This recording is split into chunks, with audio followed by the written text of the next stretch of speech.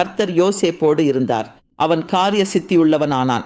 இளம் வாலிபனான யோசேப்பு தன் சகோதரர்களால் வஞ்சிக்கப்பட்டு எகிப்தின் ராஜாவான பார்வோனுடைய பிரதானியும் தலையாரிகளுக்கு அதிபதியுமாகிய போத்திபார் என்ற எகிப்தியனுக்கு விலைக்கு விற்கப்பட்டான்.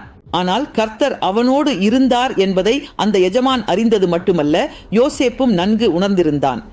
அங்கு போத்திபாரின் மனைவியின் மூலமாக யோசேப்புக்கு பாவ சோதனை வந்தபொழுது, நான் இத்தனை பெரிய பொல்லாங்குக்கு உடன்பட்டு தேவனுக்கு விரோதமாய் பாவம் செய்வது எப்படி என்றான்.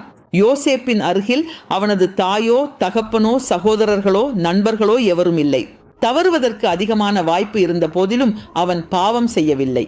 அதற்குரிய காரணத்தை யோசேப்பின் வார்த்தையிலிருந்து அறியலாம். தேவனுக்கு விரோதமாய் என்கிறான். ஆம், தேவன் என்னோடு இருக்கிறார், அவர் என்னை பார்க்கிறார் என்ற நம்பிக்கை அவனுக்குள் இருந்தபடியால் அவன் கர்த்தருக்கு பயந்து நடப்பதை பார்க்கலாம். ஆம், நாமும் கூட கர்த்தர் நம்மோடு இருக்கிறார், நம்மை காண்கிறார் என்பதை உணர்ந்து கர்த்தருக்கு பயந்து நடப்போம்.